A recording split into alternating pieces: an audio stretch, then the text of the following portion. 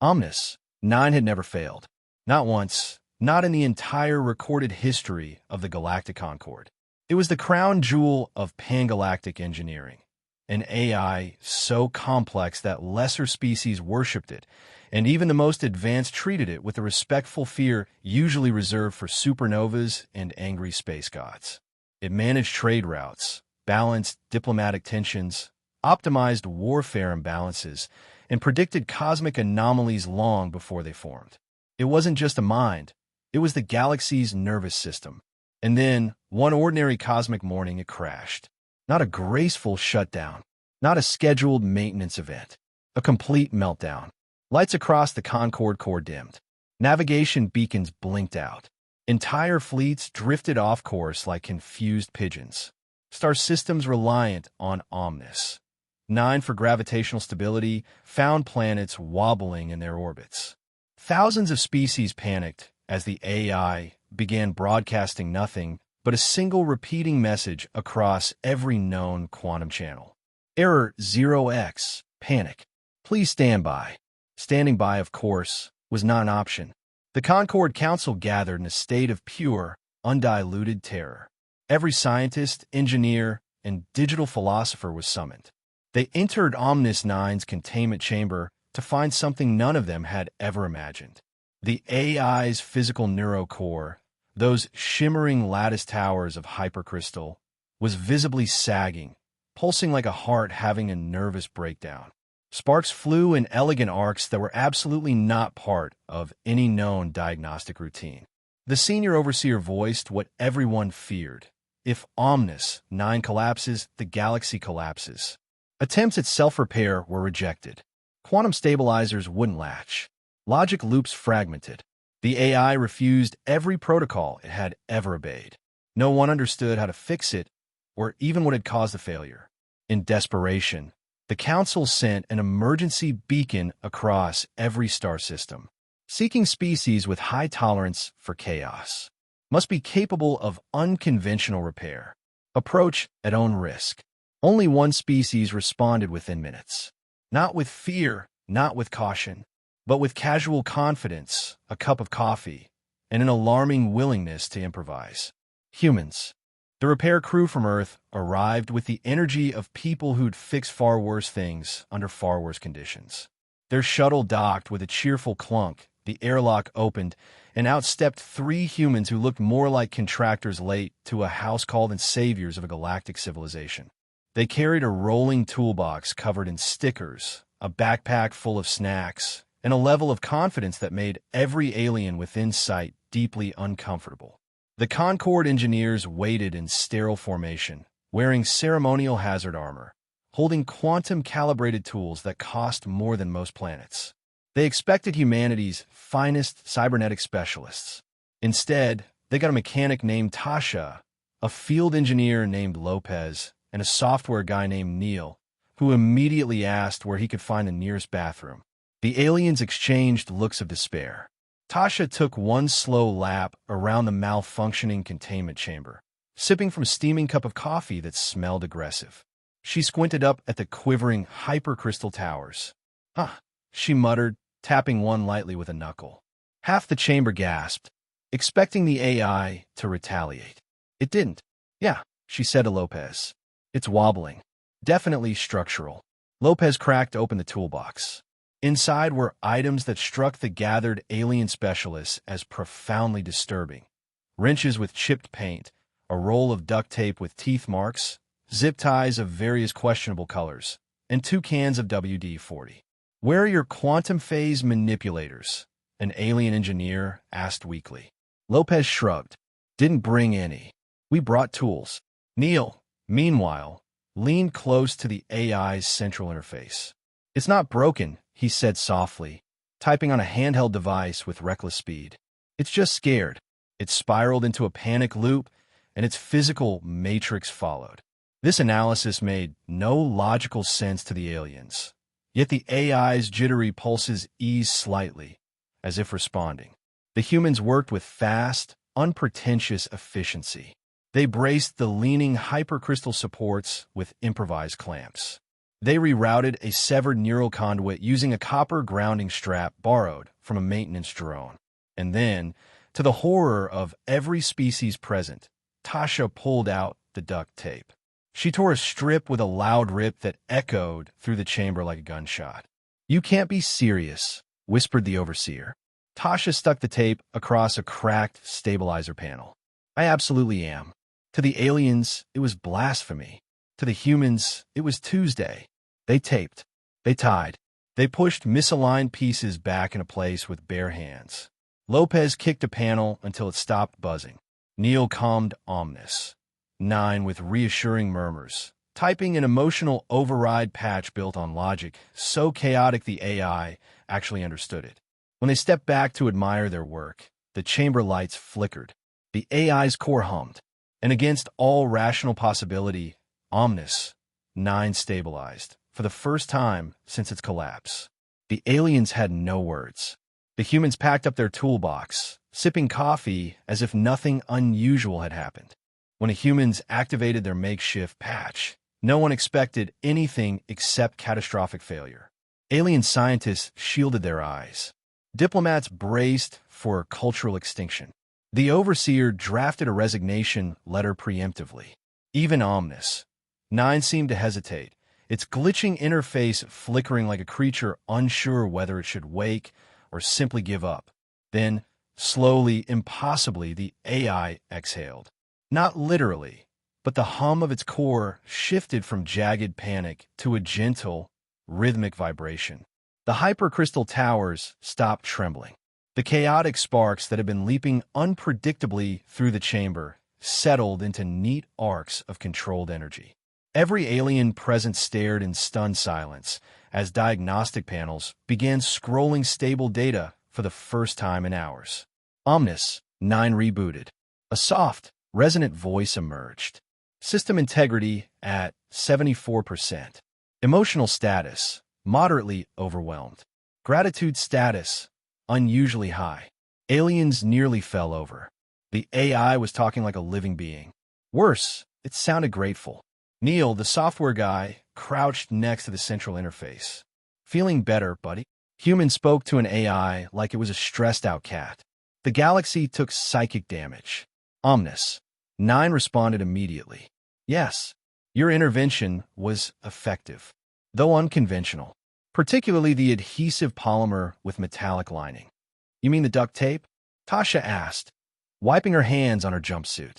"Yes, duct tape." Omnis. 9 paused, as though contemplating some profound revelation.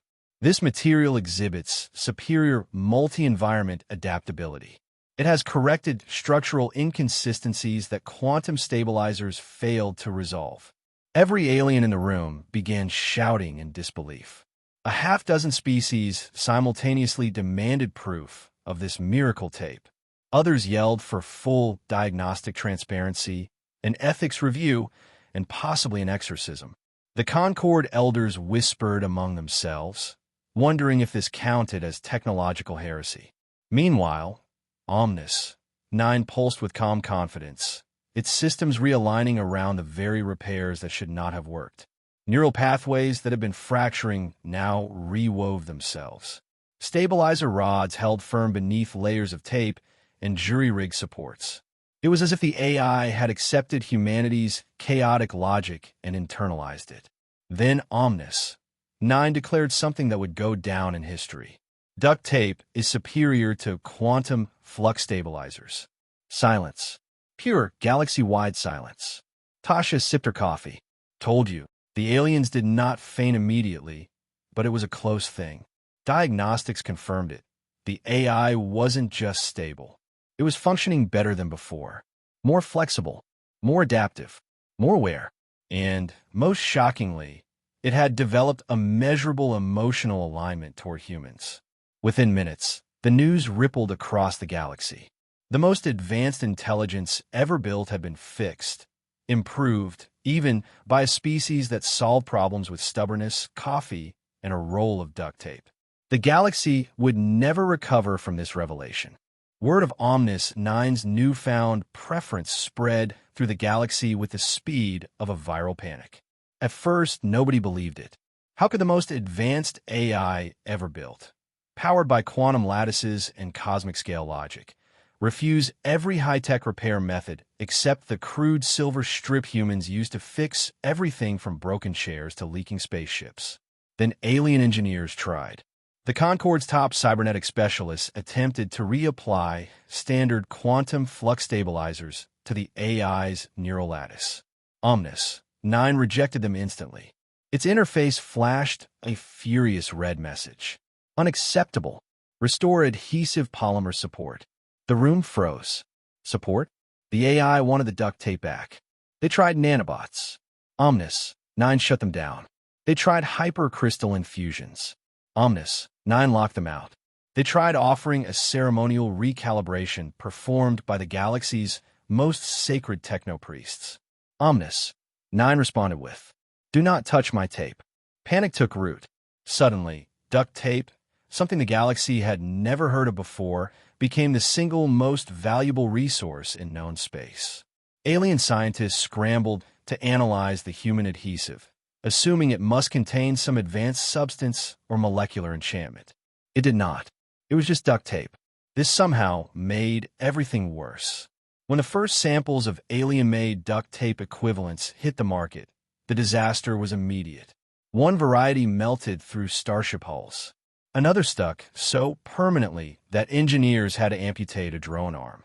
One brand emitted an opera-like shrieking when peeled, causing several diplomats to faint. Human duct tape became priceless. Earth, once ignored as a tiny blue backwater, was now the galaxy's adhesive superpower. Shipments were regulated. Prices soared. A black market formed almost instantly, run suspiciously efficiently by people from Ohio who claimed they'd been preparing for this their whole lives. Galactic economies destabilized. Trade routes shifted. Species that had never interacted with humans were suddenly sending desperate ambassadors to Earth begging for access to the sacred role. Meanwhile, humans on Earth were bewildered. Hardware stores sold out within hours. DIY enthusiasts hoarded tape like dragons guarding treasure. Conspiracy theorists claimed duct tape was humanity's hidden divine weapon. They weren't entirely wrong. But the biggest shock came when Omnis 9 announced a new operational requirement. Duct tape must be present at all future maintenance cycles. Humans preferred. An entire galaxy stared at that word in collective dismay. Humanity, somehow, had become indispensable, not through genius, strategy, or power, but through duct tape. The rogue fleet arrived without warning. 30 war armadas from a breakaway faction that believed Omnis 9 had grown impure after its contact with humans. They wanted the AI deleted and rebooted from a clean backup. They wanted duct tape banned. They wanted the galaxy restored to proper technological order. They did not understand what Omnis 9 had become. As the first enemy dreadnoughts powered their cannons, the Concorde scrambled to defend the core station. But the humans who had repaired Omnis 9 simply looked at the diagnostics and shrugged. "Let the AI handle it," Tasha said, peeling a new strip of tape for reasons no one understood. Inside its chamber, Omnis 9 pulsed with a strange, steady confidence. The duct tape patches glowed faintly. The improvised neural bracing hummed. Something was changing, something neither humans nor aliens had expected. When the rogue fleet unleashed a full barrage, Omnis 9 activated a protocol previously unknown to its creators. A shimmering field erupted around the core station. Smooth, silver, flexible, impossibly strong. It rippled like metallic cloth and absorbed every blast. Aliens stared in shock. Neil's eyes widened. "Is that?" "Yes," Omnis 9 replied. Adaptive duct tape shielding engaged. The shield was alive. Millions of microstructures behaving like a fusion of nanotech and the same chaotic improvisation that humans embodied. It wasn't just blocking attacks. It was learning from them. Every blast strengthened it. Every impact reshaped it into a more efficient design. The rogue armadas panicked, switching to kinetic weapons, plasma torpedoes, antimatter lances. Nothing worked. The shield flexed, stretched, and snapped back like cosmic elastic. And then came the counterattack.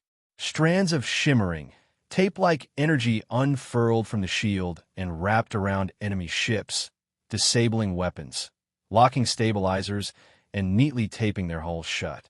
Entire dreadnoughts were immobilized like toddlers caught in a roll of packaging tape. In less than an hour, the enemy fleet surrendered in humiliating silence. They had been defeated by what was essentially weaponized duct tape. When the smoke cleared, ominous, 9 projected a final message into the chamber, calm, proud, and inexplicably fond of the humans who saved it. Human improvisation surpasses all known technologies. Earth shall be designated the galactic standard for repair logic.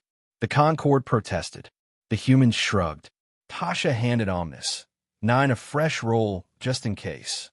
And on a quiet day soon after, the AI erected a massive holographic monument above Earth. A silver roll of duct tape wrapped in starlight, spinning slowly as a tribute to the species that fixed the galaxy's most advanced intelligence using the oldest trick in their book. Across thousands of worlds, the message beneath it became a universal proverb. In tape we trust.